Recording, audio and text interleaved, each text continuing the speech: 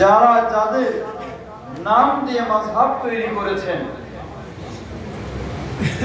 তাদের আকীদা অনুসরণ করতেন তাহলেও ভালো ছিল, কিন্তু আফসোসের সাথে বলতে হয় যারা ইমাম আবু হানিফা রাহিমাহুল্লাহর নাম দিয়ে হানাফি মাযহাব তৈরি করেছেন তারা ইমাম আবু হানিফা রাহিমাহুল্লাহর আকীদা মানেন না। যারা ইমাম মালিক রাহিমাহুল্লাহর নাম দিয়ে মালিকি মাযহাব তৈরি করেছেন তারা ইমাম মালিক রাহিমাহুল্লাহর আকীদা মানেন না।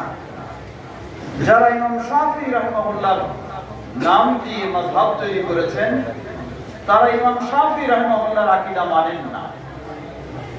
শুধুমাত্র তুলনামূলক ইমাম আহমদ বিন হাম্বল রাহিমাহুল্লাহ নামে মাযহাবে যারা রয়েছেন তারা ইমাম আবু আহমদ বিন হাম্বল রাহিমাহুল্লাহ সেই সঠিক আকীদাকে ধরে রেখেছেন।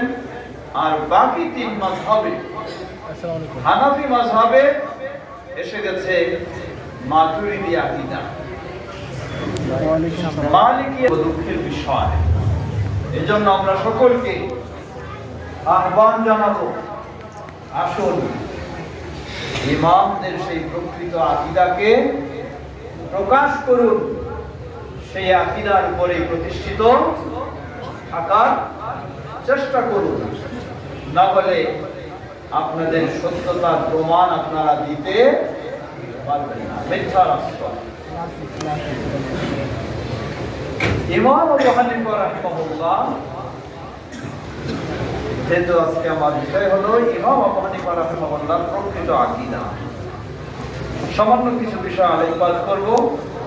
এরপরে আমার কাছে আরেকটি কাগজ দেওয়া হয়েছে যেখানে 22টি